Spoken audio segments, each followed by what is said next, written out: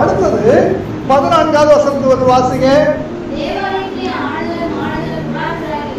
தேவாலயத்திலே ஆடுகள் மாடுகள் புறாக்கள் கண்டு எங்க கண்டாரு? தேவாலயத்திலே கண்டார். தேவாலயத்துக்கு வெளியில கண்டாரா தேவாலயத்துக்குள்ள கண்டாரா? நம்ம நடந்த தேவாலயத்துக்கு வெளியில காம்பவுண்ட் வெளியிலே காம்பவுண்டுக்குள்ள காம்பவுண்டுக்கு எப்படி சொல்றீங்க? இதுல வாசிச்சு 15ல வாசிச்சு பாருங்க.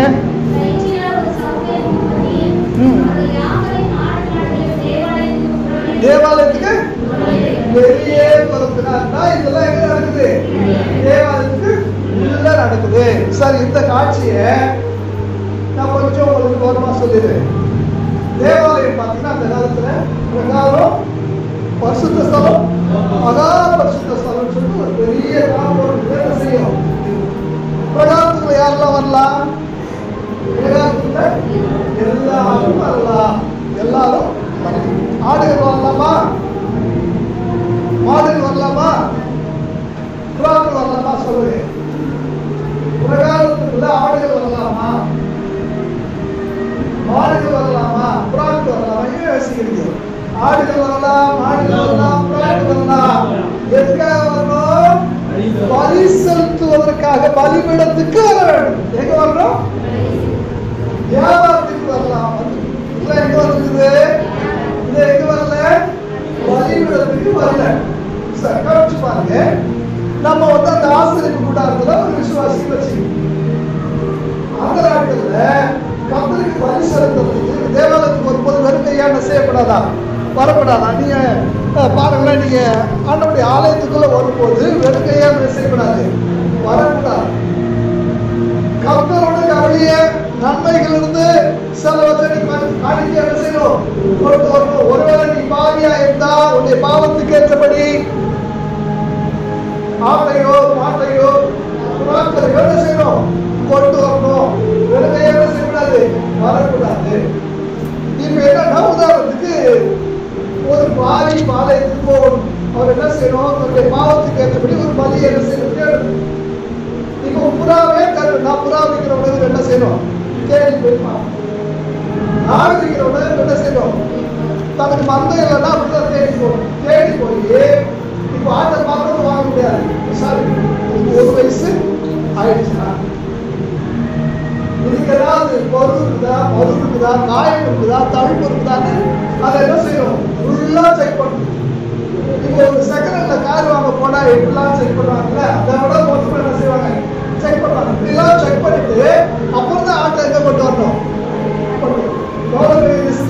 நான் பலி செலுத்தத்தை விடவும் பலிக்கான பலி பொருளை நான் தேர்ந்தெடுக்கிறது தான் பெரிய. ஏன்னா ஆண்டவர் நாட்கள்ல நஷ்டம் கொண்டதை ஏற்றுக்கொள்ள மாட்டார். காயப்பட்டது, தடுப்புள்ளது, நோஞ்சான இதெல்லாம் என்ன செய்ய மாட்டார்? ஏற்றுக்கொள்ள மாட்டார். கொழுத்த கண்ணு, கொழுத்த காயம் தான் வலிக்கிறதுக்கு என்ன செய்வாங்க? அங்கீகாரம். இதெல்லாம் எனக்கு தேர்ந்து ரொம்ப கஷ்டம். இதனால என்ன செஞ்சாங்க? இந்த நாட்கள் ஒரு காலத்துல அரிசி ஊற வச்சு உழுது ஊற வச்சு எல்லாத்தையும் சேர்த்து, அது அந்த காலத்து உளுந்தெல்லாம் பார்த்தீங்கன்னா கருப்பு உளுந்து தான். அதுல இருக்கிற அந்த கருப்பை எடுக்கிறதுக்குள்ள பெரிய கஷ்டம். இதெல்லாம் சேர்த்து பாவரிச்சு உளுந்த மாவு தனியாச்சு, அப்புறம் அரிசி மாவு தனியாச்சு, அதை கலந்து வச்சு அதை கொண்டு வச்சு அப்புறம் வருஷத்துக்கு ஒரு முறை தான் இட்லி. அந்த நாட்கள் தெரியுமா? வந்து இட்லி சுட்டா அது ஒரு பண்டிகை. அது ரொம்ப கஷ்டம். இதெல்லாம் பார்த்தவங்க பார்த்தா ஆட்டுக்கள் எல்லாம் மாறி என்ன வந்துச்சு? அதெல்லாம் தாண்டி என்ன வந்துச்சு? ரெடிமேடு பார்த்தா இந்த லாரி தேட வேணா எல்லாமே கிடைக்கும். எல்லாம் ஒரே குறையும் கிடைக்கும். எல்லாமே ஆலயத்துடைய காம்பவுண்ட்ல கிடைக்கிறது. ஆசாரியர்கள் என்ன செஞ்சுட்டாங்க? கான்ட்ராக்ட் கொடுத்தாங்க. இதை கொடுத்தாங்க. கடைகள்லாம் எங்க வந்து போச்சு? ஆட்டுக்கடை, புறாக்கடை, காசு கடை. காசு கடை எதுக்கு நீங்க கேட்கலையா? நல்லா சொல்லி கவனிச்சுங்க. அந்த நாட்கள்ல ரோமர்களுக்கு ஒரு அடிமைகளாக இருந்தார்கள். அன்னைக்கு புழங்கப்பட்டதான நாணயம் ரோமர்களுடைய ஆட்சியில் இருந்த நாணயம், ரோம நாணயம். அதை யார் போட்டோ இருக்கும்? ராயருடைய போட்டோ இருக்கும். ராயருடைய போட்டோ பொறிக்கப்பட்டதான இந்த காசு எங்க வரக்கூடாது? காணிக்கை பெட்டிக்கு வரக்கூடாது. ஏனென்றால் அது ஒரு விக்கிரக ஆராதனை. இன்னைக்கே நீங்க துபாய் சார்ஜா போன்ற இடங்களுக்கு நீங்க போனீங்கன்னா அரபு நாடுகளில் அந்த நாட்டோடைய அந்த நாட்டோடைய மன்னருடைய போட்டோ நீங்க சின்ன பெட்டிகளை வச்சிருந்தா கூட போட்டோ மன்னர் போட்டோ எங்க இருக்கணும், பெட்டிகளில் இருக்கணும். அது மாதிரி இந்த இடத்துல நீங்க கவனிச்சு பாருங்க, இந்த நாணயத்துல யார் போட்டோ இருக்கும், நாயருடைய போட்டோ. இது ஒரு விக்கிரம். இந்த விக்கிரம் போட்டுதான நாணயத்தை கொண்டு எங்க போட முடியாது, விக்கிரகாரத்தையும் இருக்கிற தேவனுக்கு கொடுக்க முடியாது. ஆகையினாலே தேவாலயத்துக்கு வெள்ளி கொண்டு தனியா ஒரு நாணயம் இருக்கு. தேவாலய அதுல 7 குத்து விளக்கு போட்டுதாங்க அந்த போட்டோன்னு சொல்லி போட்டு ஆசிரியர் போடுவாங்க. அவ்வளவுதான் இந்த நாணயத்துடைய மதிப்பு இருக்கு. இப்ப இந்த காசு கொண்டு போய் கொடுத்து எக்ஸ்சேஞ்சில் எந்த காசு வாங்கிக்கணும்,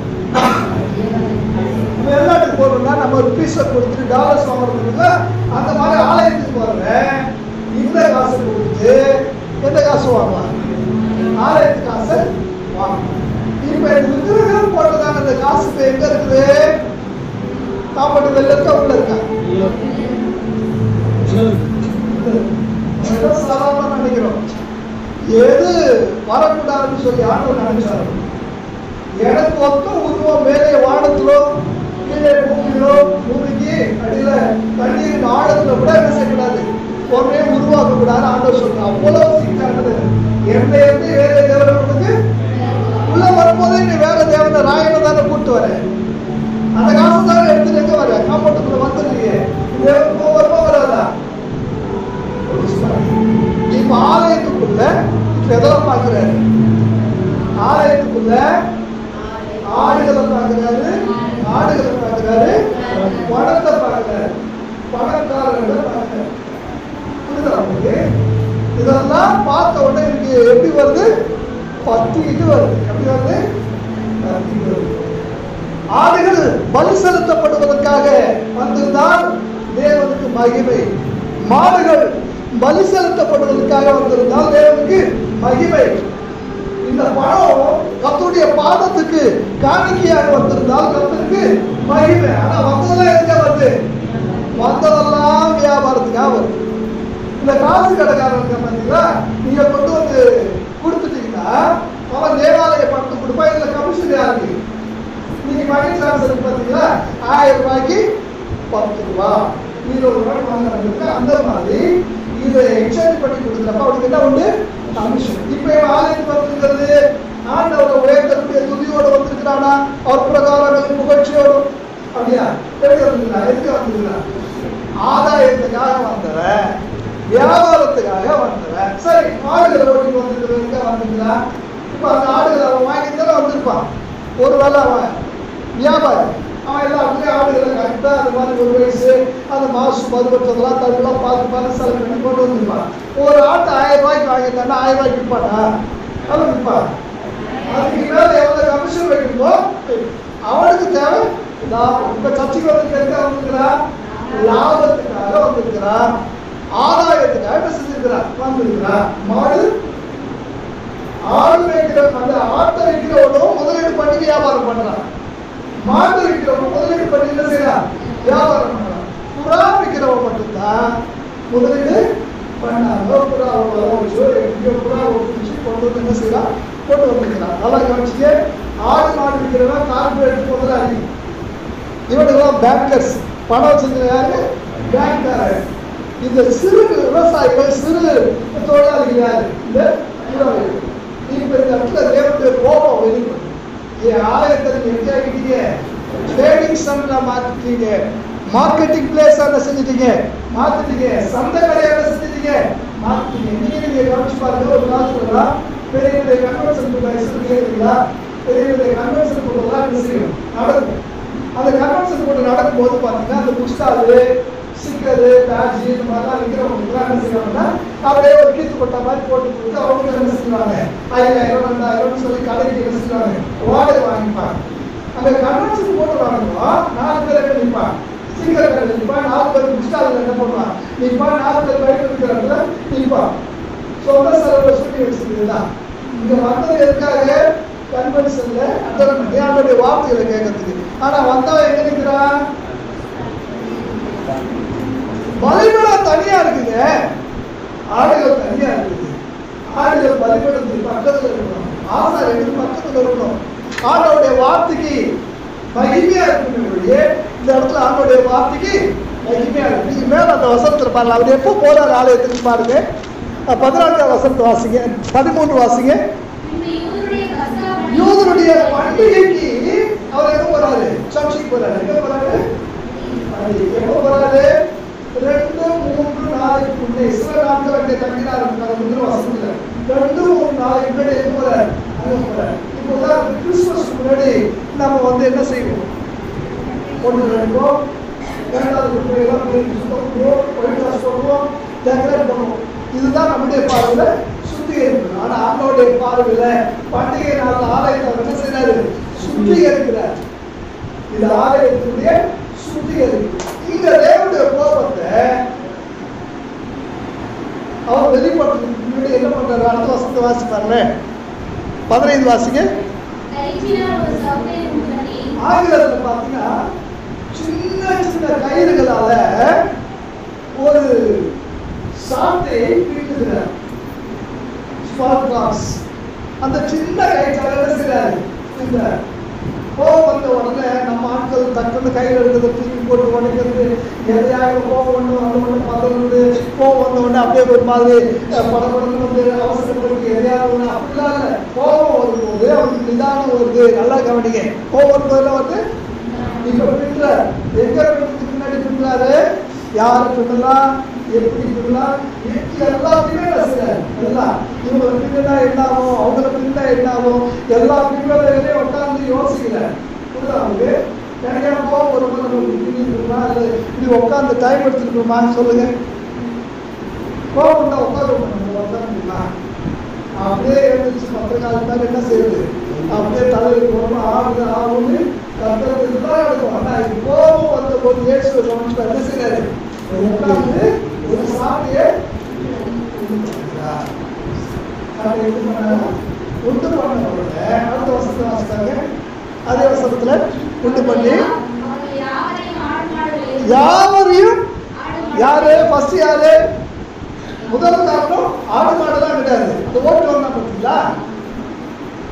வியாபாரி ஆலயத்துக்குள்ள வியாபார நோக்கத்தோடு ஆலயத்துக்குள்ள வரும்போது ஆண்டவருக்காக, ஆண்டவரை துதிக்கிற துதியோட புகழ்ச்சியோட தேவனை கனப்பண்ணி உயர்த்துகிற அந்த உள்ளத்தோடு நீ வர வேண்டுமே ஒழிய ஆலயத்துக்குள்ள வரும்போது வியாபார நோக்கத்தோடு லாப நோக்கத்தோடு ஏதாயிரம் கிடைக்குமா என்று ஒருத்த கேட்கிறான். ஏதாயிரம் கிடைக்குமான்னு பேருக்கு பார்க்கிறான். பேருக்கு சொன்னாரு, நீ யோசிக்கிற வெளியே கொண்டு இல்லை. பிரியமான தேவப்பிள்ளையே, நீ நினைச்சிருக்கிற பத்தியா ஏதாயிரம் கிடைக்குமா? லாபத்துக்காக மற்ற காரியத்துக்காக நீ தேவனை தேடும் போது அது வாழ்வாதாரமே ஒழிய அது வாழ்வு அல்ல. ஆலயத்துக்கு நீ வரும்போது வாழ்வுக்காக வர வேண்டும், அவரை ஜீவனாக கொள்வதற்காக வர வேண்டுமே ஒழிய நீ ஜீவனத்துக்கு வேண்டிய வேலை வேண்டி தேடி வரவே கூடாது. அதற்குரியா இது வாசிட்டு பாருங்க. உபாகமம் 8வது அதிகாரம். தயவு செய்து நான் சொல்லுகிற வார்த்தையை சற்று ஆழமாக கவனிக்க வேண்டும். உபாகமம் 8வது அதிகாரம் 1வது வசனத்திலிருந்து வாசிங்க சத்தமா.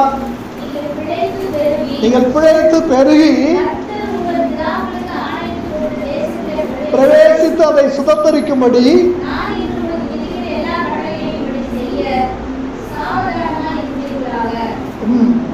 தேவனாகிய கர்த்தர் உன்னை சிறுமைப்படுத்தும்படிக்கும்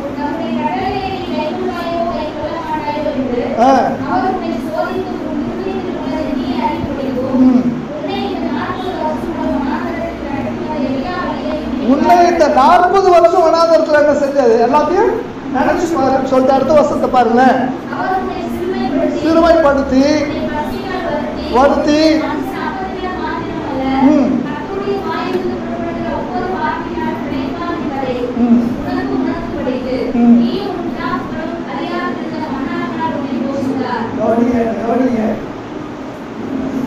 பொறுத்தவரைக்கும் எவ்வளவு அழகா சொல்றாரு பாருங்க. 400 வருஷம் நீ எகிப்துல இருந்த, 400 வருஷம் எகிப்துல இருந்த, 40 வருஷம் என் கூட இருந்த.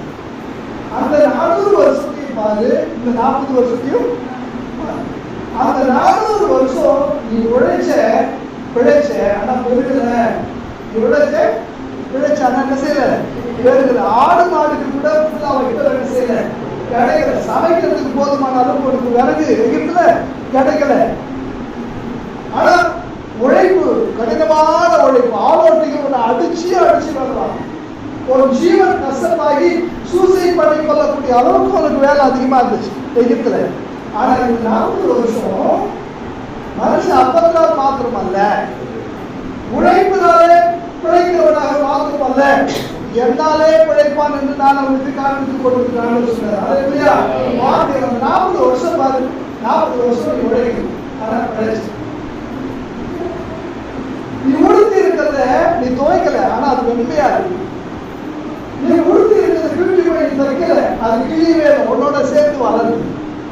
நீ கால அழுது கொண்டதான பால் வச்சு அறுந்து போகல, அது உன் காலோட சேர்த்து என்ன செய்து வளருது. உன் உச்ச வரைக்கும் உள்ள காலத்துக்கு நீ குடிச்சு பார்த்தாலும் சரி, நிமிர்ந்து பார்த்தாலும் சரி, உன் அற்புதத்து மேலேயே மக்களுக்கு முன்னாடி ஒவ்வொருத்தரும் நீ பார்க்கும் போதெல்லாம் என் அற்புதத்தை பார்க்கணும். ஒன்றை பார்த்தாலும் என்னுடைய அற்புதம் இருக்கும். ஒரு சில பக்கத்தில் நடக்கிறவங்க அற்புதத்தை என்ன செய்வேன் திரும்புகிற பக்கம் எல்லாம் மனுஷன் அப்பத்தால் மாத்திரமல்ல, தேவனுடைய வாயிலிருந்து புறப்படுகிற வார்த்தையாலே. ஆக பிழைப்பு என்பது உன்னுடைய உழைப்புல இல்லை. பிழைப்பு என்பது நீ என்னை பின்பற்றுகிற, என் வார்த்தைகளை கேட்டு நடக்கிற, என் கட்டளைகளை கை கொள்கிற அந்த அனுபவத்துல தான் உன்னுடைய பிழைப்பு என்று சொல்லி ஆண்டவர் காண்பித்து கொடுக்கிறார். 400 வருஷம் உழைப்பு அதிகமா இருந்துச்சு. 40 வருஷம் உழைப்பே இல்லை. வெறும் வார்த்தை, ஆண்டவர் வார்த்தை சொல்லிட்டாரு, வந்துட்டாங்க. வனாந்தரத்துல வெறுமையான இடத்துல வானத்துக்கு மலர்களை திறந்து தேவன் நம்முடைய பிள்ளைகளை போஷித்து நடத்தினார் அல்லவா? நீண்ட தரத்துல தெரியாத சொல்லுன்னா, ஆலயத்துக்குள்ள வரும்பொழுது வாசல்ல சிறப்பை கிடைத்தது போலவே இந்த உலகத்தினுடைய எல்லா நினைவுகளும் என்ன செய்யணும்? முழுக்க முழுக்க ஆலயத்துல வந்ததுக்கு ஐயோ நீங்க அறுநாள் வேலை போயிடுச்சு, மத்தியானம் போனா அவங்க என்ன சொல்லுவாங்க, ஐயோ அது வேலையவே நினைக்கிறோம், அதை நினைக்கிறோம், என்னமோ என்ன செய்யணும், ஆடு மாடு காசு பணம் முழுக்க முழுக்க. ஆடு விற்க வந்தவங்களுக்கு பணம் தான் முக்கியம், மாடு விற்க வந்தவங்களுக்கு பணம் தான் முக்கியம், காசை பார்த்து வந்தவங்களுக்கு எதுதான் முக்கியம்? பணம் பணம் பணம் பணம். ஒன்லி மணி மைண்டட் பர்சனா நீ ஆலயத்துக்குள்ள இருந்தீனா, நீ ஆலயத்துக்குள்ள இருக்க தகுதி அற்றவன் என்று சொல்லி தேவன் தம்முடைய கையில சாட்டை எடுக்க வேண்டிய ஒரு சூழல் தேவனுடைய கோபத்துக்குள்ளாக மனுஷனும் மாறும். என் பிள்ளைகளே, உனக்கு ஒரு கிருபையை நீ போக்கடித்து விடாதே. உனக்கு நான் வைத்திருக்கிற ஆசீர்வாதத்தை இழந்து விடாதே. நீ ஆட்டின் மூலம் வரக்கூடிய லாபத்தையும், மாட்டின் மூலம் வரக்கூடிய லாபத்தையும், உடைய தொழில் மூலம் வரக்கூடிய லாபத்தையுமே நினைச்சிட்டு நீங்க உட்கார்ந்துருக்காங்க. ஆண்டவரே, எவ்வளவு படித்து போனாலும் அத்திமரம் துணை விடாமல் போனார், தொழுவத்துல மந்தைகள் இல்லாமல் போனாலும் எல்லாமே முதலாச்சு போனாலும். முதல்ல எது வைக்கிறோம்? முதலீடு செய்து தொழிலை உறுதி கொண்டு வைக்கிறோம். ஆனா முதலுக்கே மோசம் மாதிரி சில சூழல் என்ன செய்யும்? முதலுக்கே மோசம் வந்தாலும் சரி, ஆண்டவரே உங்களை ஆலயத்தில் வந்திருக்கிறதே ஒரு கிருபை. ஆலயத்துக்கு வந்திருக்கிறதே ஜீவாதாரத்தல்ல, ஜீவனை பெற்றுக் கொள்ளும்படியாகத்தான் வந்திருக்கிறது. ஜீவாதாரம் நீங்க நாளைக்கு வரும், நான் ஜீவன் போனா போனதுதான், நீங்க தான் ஜீவன் சொல்ல. அப்ப ஆலயத்துக்கு வரும்போது வேற எங்களோட வந்தீங்கன்னா ஆண்டவர் அணைக்கிற காலத்தோட வர மாட்டாரு, சொல்லுங்க கையத்தோட வருவாரு. சொல்றாரு, கோபம் என்பது எங்க, எப்ப, எப்படி, யாருக்கு, எந்த அளவுக்கு காண்பிக்க வேண்டும் என்று சொல்லி நமக்கு தெரிஞ்சது. கோபம் எல்லாருக்கும் நம்ம என்ன செய்யக்கூடாது, உரிமை இடத்துல காண்பிக்கக்கூடிய அந்த மற்றவர்கள் கோபத்தை மற்றவங்க என்ன செய்யாது, அப்படி காண்பிக்க முடியாது.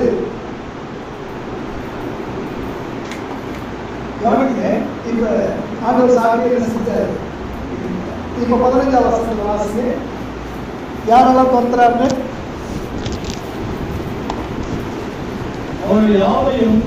யாவரையும் வியாபாரிகளை தோர்த்துட்டாரு, ஆடு மாடுகளையும் தோர்த்துட்டாரு.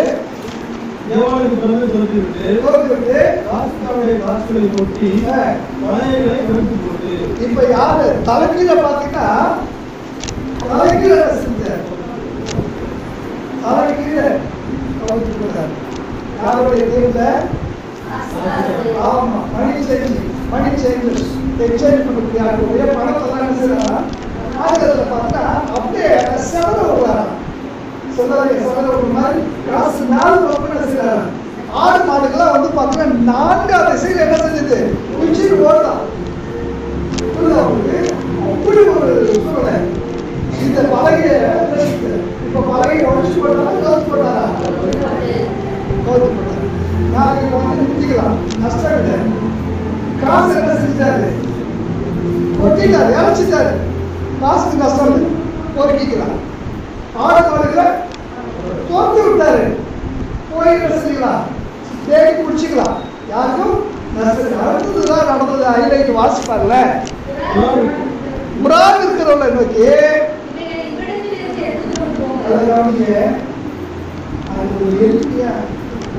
முதலீடு செய்ய முடியாத ஒரு சிறு தொழிலாளி அப்படியே அதை காத்திருந்து குடிச்சு புறாக்கெல்லாம் வந்து அழைச்சி கொண்டு வந்துருக்கிறாங்க. கோபத்தில் இதை திறந்து விட்டு இவன் போய் மறந்து பிடிக்க முடியுமா? முடியல. அதுதானே கோபத்துக்கு நடுவில் இருக்கக்கூடிய நிதானம் நல்லா புரிஞ்சுக்க. புறா அவர் என்ன செய்யறது? புறா கிட்ட அவர் என்ன பேசுறாரு? மற்றவங்கள்ட்ட என்ன செய்யறாரு? மற்றவங்கள்ட்ட சாட்டை பேசுது, புறா கிட்ட எது பேசுது? அவரை நோக்கி என்ன செய்யுது? ஏதாவது ஓபன் பண்ணி விட்டாரா? எல்லாமே அவர் இம்போர்ட்டும்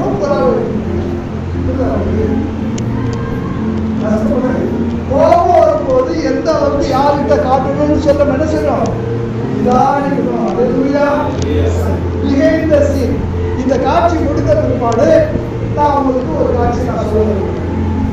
இப்ப ஆடுகளை கொண்டு என்ன செஞ்சிருப்பாங்க? ஆட்டை தேடி காணாமல் போன ஆட்டை தேடி அலையிற ஆடு காணாமல் சொல்லி அவன் என்ன செஞ்சிருப்பான்? அவன் ஆடுகளுக்கு பின்னால போயிருப்பான். மாடுகளை ஓட்டிட்டு வந்து என்ன செஞ்சிருப்பான்? பணத்தை எக்ஸைட் பண்ண என்ன பண்ணிருப்பான்? பொறுக்கி எடுத்திருப்பான். பணம் பணம் பணம் பணம். இப்ப கடைசியில் என்ன செஞ்சுட்டு இருக்கிறான்? எல்லாம் சொல்லுங்க. தேடிட்டு இருக்கணும், பொறுக்கிட்டு இருக்கணும். வெள்ளியை பொறுப்பிருக்கிறோம், தங்கத்தை பொறுப்பிருக்கிறோம். ஆனா யாருன்னா ஆண்டோடைய பாருங்கள்ல தேவனை தவிர உலக பொருளாதாரங்கள் மேல மனசை வச்சு தேவனை தவிர இந்த உலகத்துல நான் தான் இதை செஞ்சேன், நான் தான் இதை செஞ்சேன், என் கை சாமர்த்தியம் தான் இதை பண்ணிச்சுன்னு சொல்லி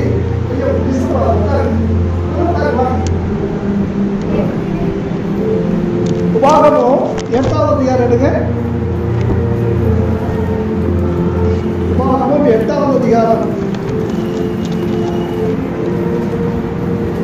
17வது வசனத்தை ஒரு வாசிங்க. சம்பாத்தியமா சாபம்?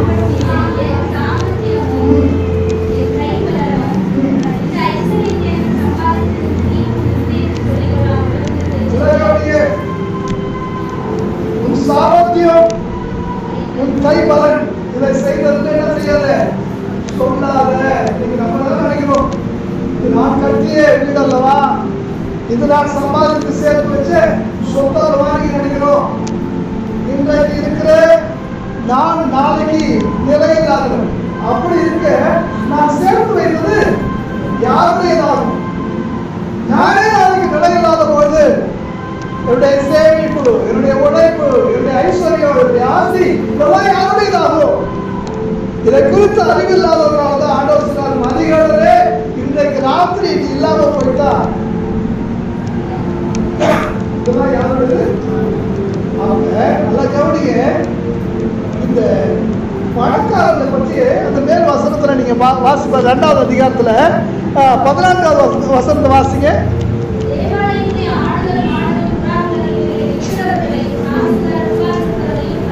யார் உட்கார்ந்து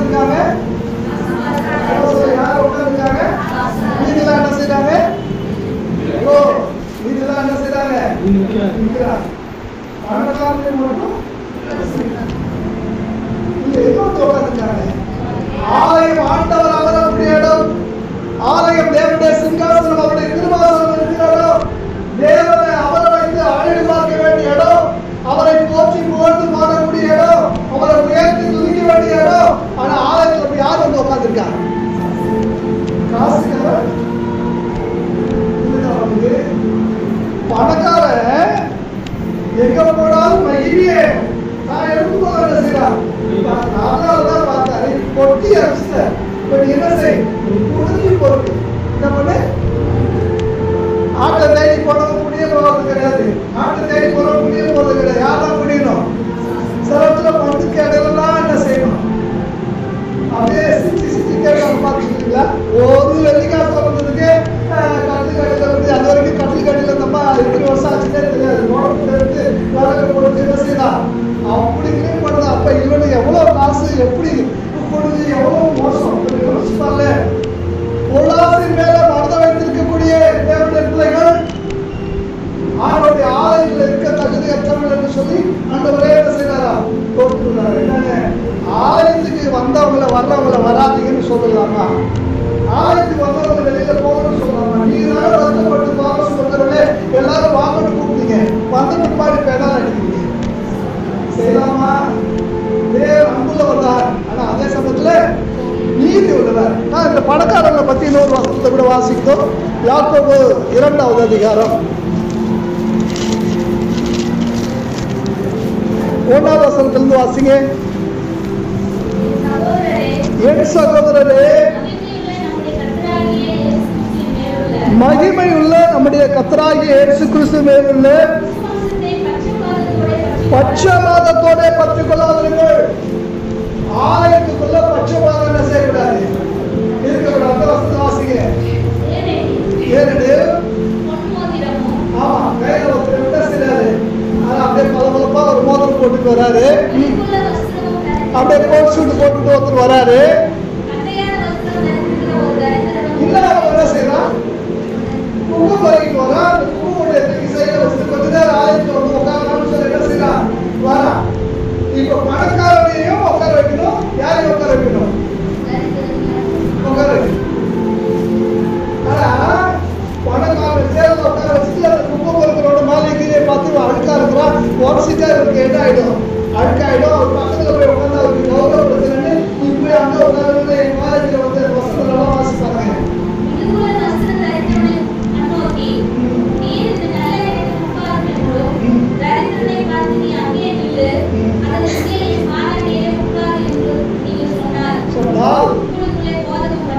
உங்களுக்குள்ளே போதகம் பண்ணிருக்கா? நல்ல வாசிங்க. உங்களுக்குள்ளே நீங்கள் பாரபட்சம் பண்ணி நல்லா புரிஞ்சுங்க. சபையில ஐஸ்வர்யவானும் சரி தரித்திரனும் சரி உட்கார வச்சா எல்லாரும் கீழே உட்கார வைங்க. உட்கார வச்சா எல்லாரும் விட்டு உட்கார வைங்க. மேல உட்கார வைங்க. இதுதான் ஆண்டவர் சொல்லி கொடுக்கக்கூடிய ஒன்று. ஆண்டவர் சொல்றாரு, நீ போய் ஒரு இடத்துல உயர்ந்த ஸ்தானத்துல உட்காராத, நீ போய் கீழே உட்காரு. அவன் கூப்பிட்டு மேல என்ன செய்யணும்? உட்கார வைக்கிறானு பாருங்க. அவர் என்ன செய்யறாரு? சொல்றாரு, ஆலயத்துக்கு வரும்போது கனமான இடத்த நீங்க தேடாதீங்க. கனமான இடம் உங்களுக்கு கொடுக்கப்பட்டா நீங்க என்ன செய்ய? உட்காருங்க. நான் தான் மேல இருக்கணும் அப்படின்னு சொல்லி நினைக்கும் போது, ஆலயத்துல நான் தான் உயர்ந்த இடத்துல இருந்து இருக்கணும்னு சொல்லி நினைக்கும் போது, ஆலயத்தை பத்தி ஆண்டவர் சொல்றாரு, சபையாகிய சரீரம் என்று சொல்லுகிறார். அப்ப இதுல உயர்ந்த இடத்துல முக்கியமான இடத்துல இருக்கணும்னா அவங்க எப்படிப்பட்டவங்களா இருப்பாங்க? கொஞ்சம் யோசிச்சு பாருங்க. இந்த சரீரத்துல எது உயர்ந்த இடத்துல யாராவது சொல்லுங்க. ஏதாவது சொல்லுங்க. உயர்ந்த இடத்துல இருந்தீங்கன்னா சில சமயத்துல கொட்டி போயிடுவீங்க. இல்ல சலூனுக்கு போனா வெட்டி போட்டுருவாங்க. புரியுதா உங்களுக்கு? எங்கேயுமே நீங்க உயர்ந்த இடத்துல செய்யாதீங்க, தேடாதீங்க. தேவனோட உயரத்துல வரைக்கும் பலத்த கருத்துக்கள் என்ன செய்ய அடைகிறீங்க. கூட நீங்க யோசிக்கணும்ல, இந்த சாமி தான் வந்து வாசிக்கணும், இல்ல ஜாக்கு தான் வந்து வாசிக்கணும் அப்படிலாம் கிடையாது. அதுக்கேற்ற பிராக்டிஸோட யார் இருந்தாலும் அவங்களுக்கு என்ன உண்டு உண்டு. அதே சமயத்துல யார் யாருக்கு எந்தெந்த பகுதியை கொடுக்கணும்ன்ற அதிகாரத்தை அவர் கொடுக்கிறாரு, ஊழியக்காரருக்கு கொடுத்துருக்காரு. நீங்க மைக் பிடிச்சுதான் பாடல, இந்த மைக்ல நின்று பாடுறவங்களோட சேர்த்து முன்னாடி அங்க உட்கார்ந்து இருக்கும்போது உங்க சட்டம் என்ன செய்யணும்? வாரணும். இதை வாசிக்கிறது முன்னாடி 10 நாள் மீது உங்க கைகள் என்ன செய்யணும்? ஆண்டவரை வாசிக்க ஆரம்பிக்கணும். இதுல எல்லாம் நீங்க சரியா இருந்தீங்கன்னா ஆண்டவரே உங்களை ஏற்ற சமூக போட்டு எங்க உட்கார வைப்பாரு? இங்க உட்கார வைப்பாரு.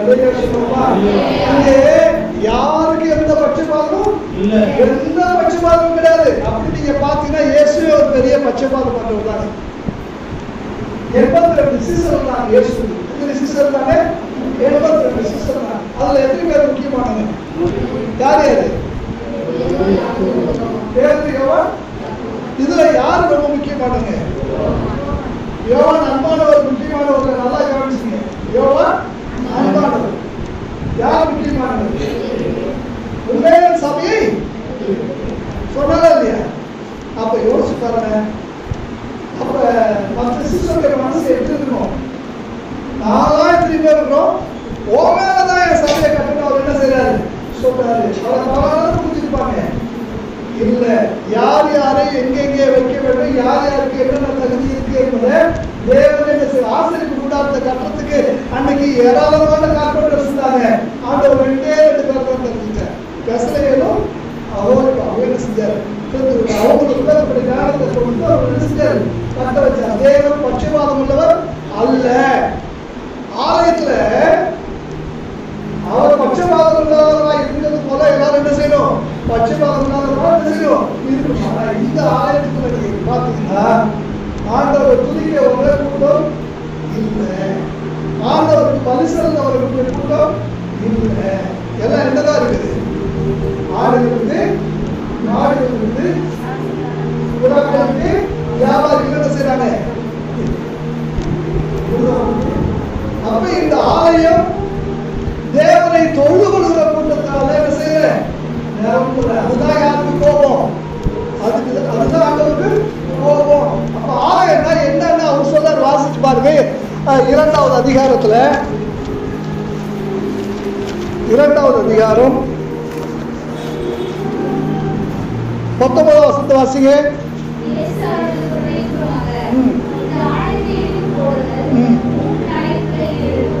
இந்த ஆலயத்தை இடித்து போடுங்க, 3 நாளைக்கு என்ன செய்ய? அவர் என்ன சொன்னாரு? அவரு ஒரு ஆலயத்தை பற்றி பேசும்போது இவங்க ஒரு ஆலயத்தை என்ன செய்யறாங்க? நினைச்சுக்கிறாங்க. கற்களால ஆன ஒரு கட்டிட அமைப்பை பெற்ற ஒரு ஆலயத்திலேயே தேவன் இவ்வளவு சுத்திகரிப்பை செய்ய இருக்கிறால், மனங்களாலான எண்ணங்களாலான அந்த சபையாலான அந்த இருதயம் எவ்வளவு சுத்தமா இருக்கணும்னு சொல்லி ஆண்டவர் என்ன செய்றார்? யோசிச்சு பாருங்க. ஒன்று சரீர ஆலயம், இன்னொன்று கற்களாலான கட்டிட ஆலயம். கட்டிடத்துக்குள்ளே தேவன் வாசம் பண்ணதில்ல, அதை நீங்க இடிச்சு போடுங்க. எதுக்குள்ள வாசம் பண்ண போற? உங்க மனசுல உங்க இருதயத்துல என்ன செய்ய போற? வாசம் பண்ண. அங்கேயே ஒரு முற்றுப்புள்ளி வைக்கிறார். எங்க வைக்கிறார் முற்றுப்புள்ளி? கட்டிட ஆலயத்துக்கு முற்றுப்புள்ளி வைக்கிறார். அது ஆலயம். அந்த ஆலயமே இவ்வளவு சுத்தமா இருக்க விரும்பினால் உன்னுடைய இருதயத்துக்குள்ள நான் வாசம் பண்ண வரும்போது இது எவ்வளவு சுத்தமா இருக்கும். எப்படிப்பட்ட எண்ணங்கள் ஆலயத்துக்குள்ள வரும்போது எப்படிப்பட்ட எண்ணங்களோட வரும்? யோசிச்சு பாருங்க. கர்த்தருடைய ஆலயத்துக்குள்ள வரும்போது தாவீது சொல்லுகிறார், சங்கீதம் 100:1 வாசித்து பாருங்க. சங்கீதம் 100வது அதிகாரம் 1வது வசனம்.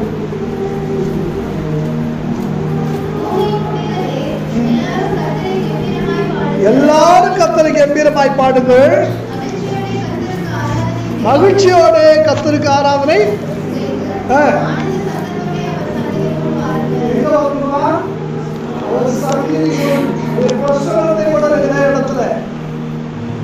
மகிழ்ச்சியோட ஆராதிக்கக்கூடிய இடத்துல எப்படி மகிழ்ச்சியோட ஆராதிக்க முடியும்?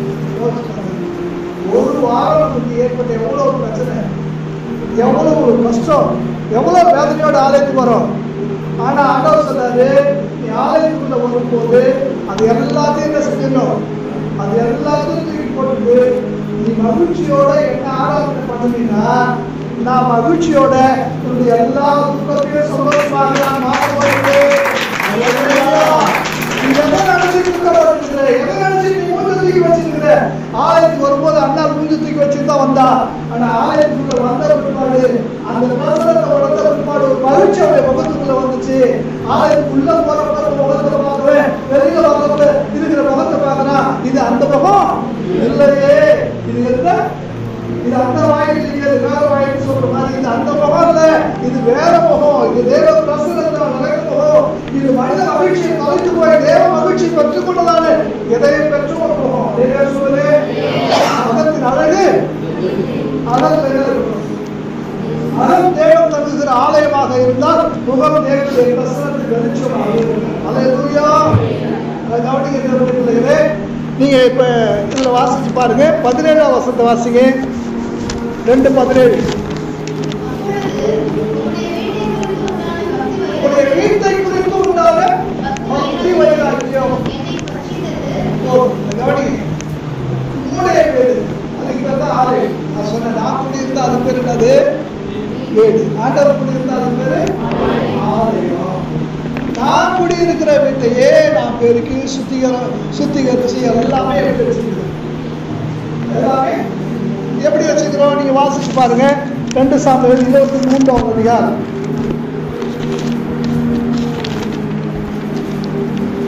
2 சாமுவேல் 23:4 வாசிங்க. அவர் காலையில் பந்தாரம் இல்லாமல் உதித்து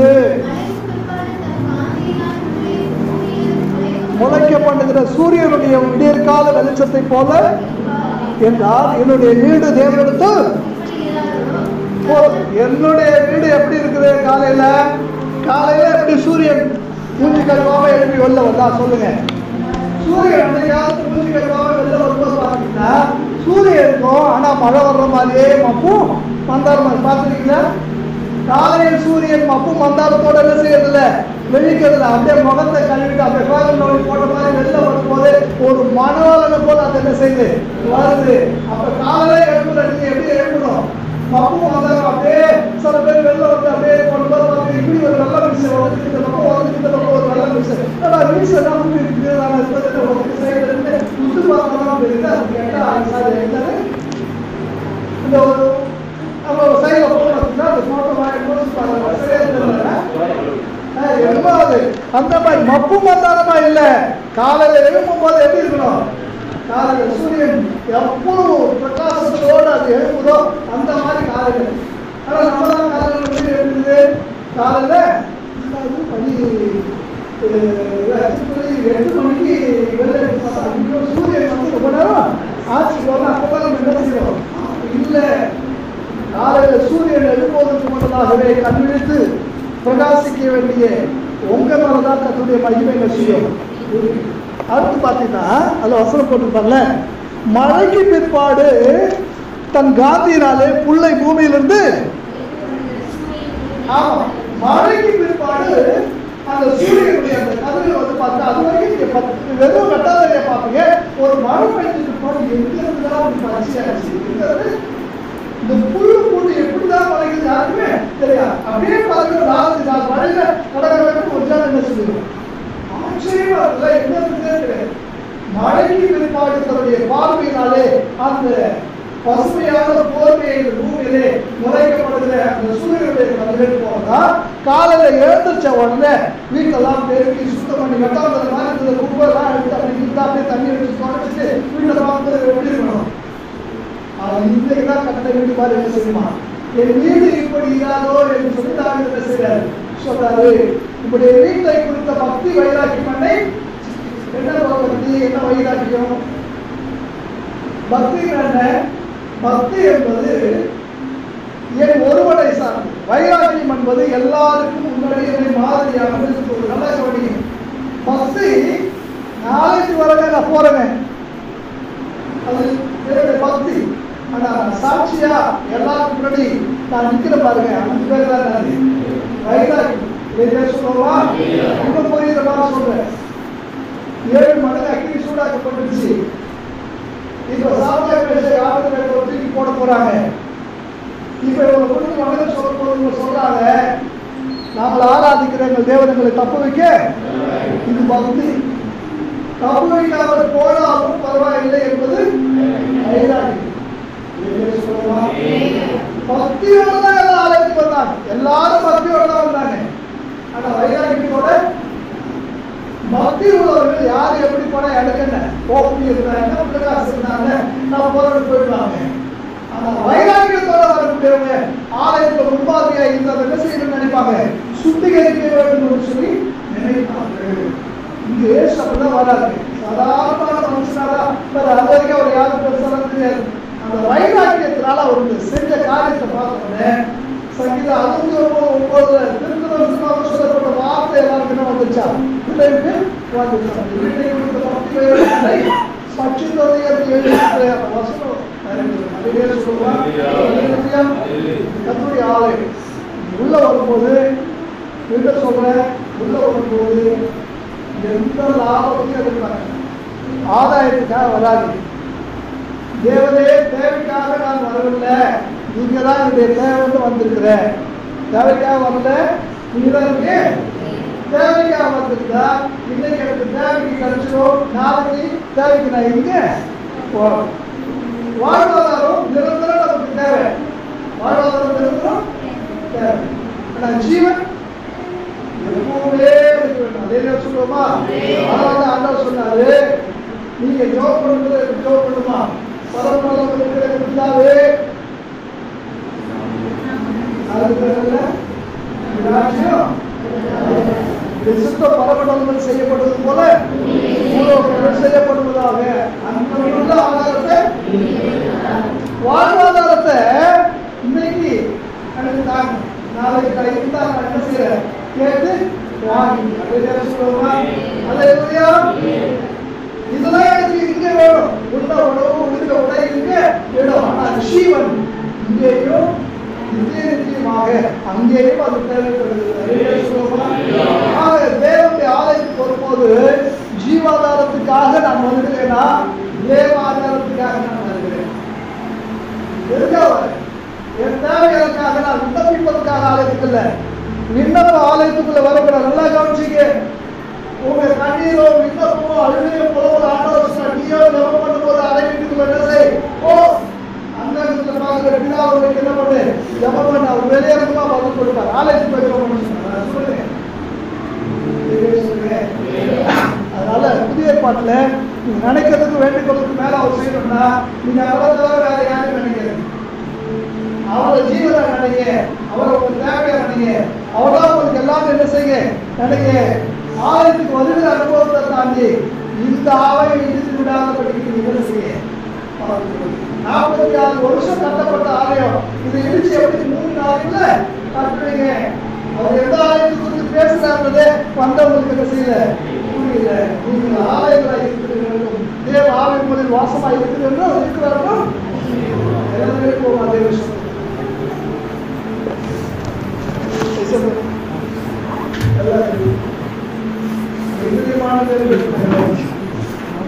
கொஞ்ச நேரம் விசாரித்து பார்க்க வேண்டிய நேரம். எதற்காக நீங்க ஆலயத்துக்கு வரீங்க? ஆலயத்துக்கு வருவதோட நோக்கம் எப்படி இருக்கு? ஆலயத்துல இருப்பதற்கான தகுதி எதை தெரியுமா? ஆடு மாடு புறா எல்லாமே பொருளாதார நோக்கத்தோடு தான் வந்துட்டாங்க. பொருளாதார நோக்கத்தோடு என் சன்னிதானத்துக்கு வரக்கூடிய ஏதாவது கிடைக்குமான்னு சொல்லி என் சன்னிதானத்துக்கு நீ வந்தீங்கன்னா நீ ஆலயத்துக்குள்ள இருக்கிறதுக்கு தகுதி இல்லை. அதனாலதான் நாய் வயிற்று சப்பானியா கொடுத்த அந்த முடவன் ஆலயத்துக்கு வெளியில இருந்தான். ஏதாவது கிடைக்குமான்னு சொல்லி நீ எதிர்பார்த்து வர்ற வரைக்கும் நீ ஆலயத்துக்கு வெளியில இருக்க வேண்டிய ஆள் தான். வெளியே கொண்டு வேண்டாம், ஜீவனம் வளர வேண்டும் ஆண்டவரே, சுகமும் ஆரோக்கியம் வேண்டும் ஆண்டவரே, சமாதானம் சந்தோஷம் வேண்டும் ஆண்டவரே, ஆயுஷ் வேண்டும், திருக்காயுஷா வேண்டும், நான் வாழ வேண்டும், உங்களுடைய சமாதானத்துல சந்தோஷமா நான் வாழ வேண்டும். வாழ்வுக்காக வந்திருக்கிறேன், வாழ்வாதாரத்துக்காக நான் வரல ஆண்டவரே. அப்பதான் ஆண்டவர் வெளியே உள்ள போட்டுக்குவார். வெளியே போட்ட இல்லைன்னு உடனே அவனுக்கு ஒரு அற்புதமான சுகத்தை கொடுத்த உடனே அவன் எழுந்தான், நடந்தான், துணினான், குதித்தான், வேகமாக ஓடி ஆலயத்துக்குள்ளே பிரவேசித்தான். வாசிக்கிறோமே, இது சத்தியம் உங்களை எழுப்ப பண்ணுவதாக, உங்களை துள்ளி குதிக்க பண்ணுவதாக. இதுவரைக்கும் உடலளவுல உள்ள உட்கார்ந்தீங்க, ஆனா ஆண்டவரை பாருங்கள வெளியில இருந்திருக்கலாம். ஆனா இன்னைக்கு ஆண்டவர் உங்களை உள்ள கொண்டு வர விரும்புகிறார். அது வெளியே தொடுத்துவதற்காக இந்த சம்பவத்தை சொல்லவில்லை, ஆலயத்துக்குள்ளே இருப்பதற்காகத்தான் இந்த சம்பவத்தை நான் சொல்லியிருக்கிறேன். ஆலயத்துக்குள்ள நீ இருக்க வேண்டுமானால் எதற்காக நீ வந்திருக்கிறாய் யோசிச்சு பாருங்க. கர்த்தரை தேடுதல் அப்பொழுது பிழைக்கிறது வசனம் சொல்லுது. ஆனா ஆடுகளை தேடி போகிறார்கள் ஒரு கூட்டம், மாடுகளை தேடி போகிறார்கள் ஒரு கூட்டம், பணத்தை தேடி போகிறார்கள் ஒரு கூட்டம். ஆலயத்தில் இருக்க வேண்டிய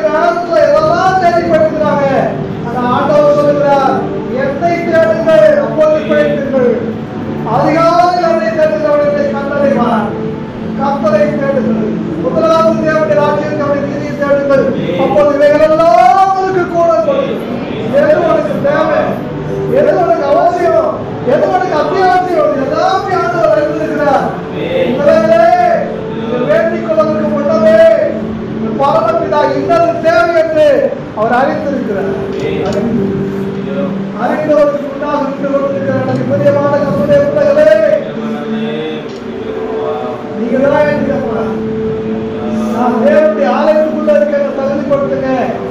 என்னையே தேவனுடைய ஆலயமா மாற்றி நீங்க எனக்குள்ள இருக்க என்ன தகுதி கொடுத்துக் கொள்ள எனக்கு உதவி செய்யப்பான்னு சொல்லி கொஞ்ச நேரம் ஆண்டவரை சோதனை பண்ணுவோமா? என்ன தகுதி கொடுத்துங்கப்பா, ஆலயமாக என்ன மாற்றுங்கப்பா.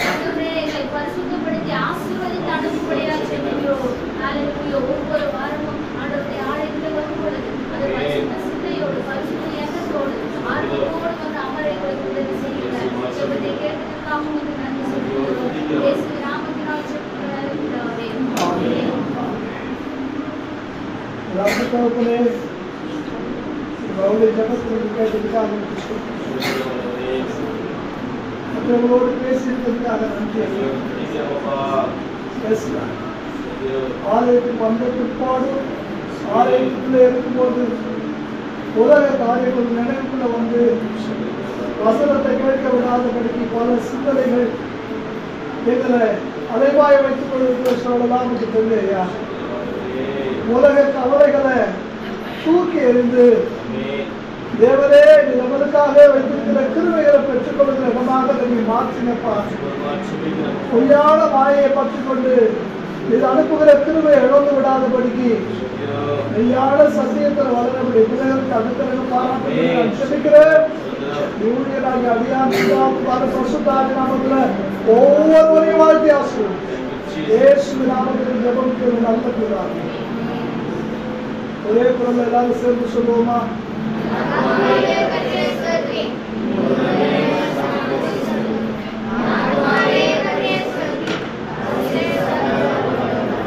நம்முடைய கர்த்தராகிய இயேசு கிறிஸ்துவின் கிருபையும் பிதாவாகிய தேவனுடைய அன்பும் பரிசுத்த ஆவியானவருடைய அன்பினுடைய ஐக்கியமும் இன்றைக்கு நம் அனைவரோடு கூட இருப்பதாக. அல்லேலூயா. Praise the Lord.